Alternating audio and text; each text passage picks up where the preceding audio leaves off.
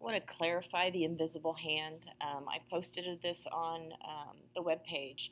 I'm going to read it and kind of go over um, what it means. It says the definition and meaning of the invisible hand is a term that Scottish moral philosopher and political economist Adam Smith used to describe the unintended social benefits of individual actions. The term refers to the free market's ability to allocate factors of production, products and services to their most valuable use. If we all act from self interest, motivated by profit, then the economy will function more efficiently and productively than it would if economic activity were directed by some kind of central planner. In other words, Mr. Smith's invisible hand described how individuals making selfish decisions could collectively and unwittingly contribute to the effective economic system that was in the public interest. So, what all that basically means is I want you to think about it for a moment. Who knows better than you do what is best for you? Um, does the government know what job you should have? Does the government know what college you should go to? Should the government be planning what products need to be made and what products don't need to be made? Or if we all are looking out for our own self-interest, does ultimately everyone benefit from this? And what I mean by that is, if you think about what job you'd like to pursue or the career you'd like to pursue after you graduate from college, there's a few things that are going to play in your mind. You're probably going to pick something, or you want to pick something that you are going to enjoy. But at the end of the day, the whole entire purpose of a career or job at this point is to make money that you can use to buy goods and services that you want. So, you are going to pursue your own self-interest. You're going to say, this is the type of job I want to do. I said I want to be a teacher.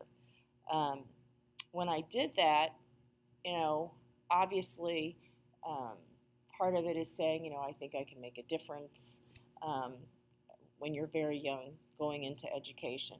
But at the end of the day, it was something that I enjoyed, something that I thought I wanted to do, and that I was going to get some enjoyment out of it, and I was also going to make some money.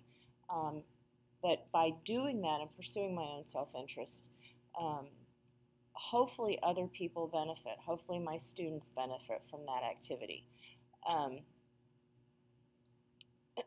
And the other thing is, if there is a shortage of teachers, does the government need to step in and assign people to do that? No. Anytime there is a shortage in any type of business or career, what you're going to see are the wages of those jobs go up to give an incentive for people to enter into those industries.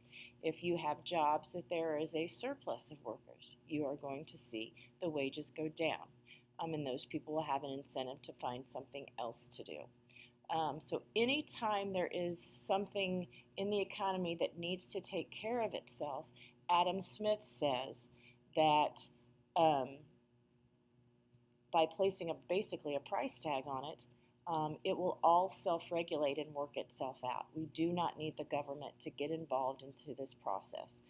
So when it says the term refers to the free market's ability to allocate factors of production, what that means is if we allow the market to work and not the government to work, labor will work itself out, the price of natural resources will work itself out, the price of machines and tools and things like that will work itself out, and products and services will go to their most valuable use. If the government gets involved, and we see this all the time when we're watching the news, they talk about government waste, government waste. The government can't find billions of dollars that was supposed to be done to that. They can't produce a balance sheet or a balance statement or income statement or anything in terms of accounting to prove where some of this money went. How long would a private business last if they acted like the government did? The government has basically an unlimited source of income through taxes. Businesses not so much. So you pursue your own self-interest, and in doing so, the market will work itself out. It will allocate all of its scarce resources to its most efficient use, and it doesn't have a choice but to be productive, because if you're not productive, then you won't last very long. So I hope that wasn't too long and drawn out, but definitely you have to understand this idea of the invisible hand, because when we get to the different types of economic systems and we start looking at the market economy and the command economy, you have to understand this concept. People pursue their own self-interest, and in doing so, when they're looking out for their own well-being, everyone benefits from that. If the market is left alone, if the government stays out of it, things will self-regulate. We don't even actually need a minimum wage. And we'll talk again about that when we get to supply and demand. But these things will work out without the government intervention.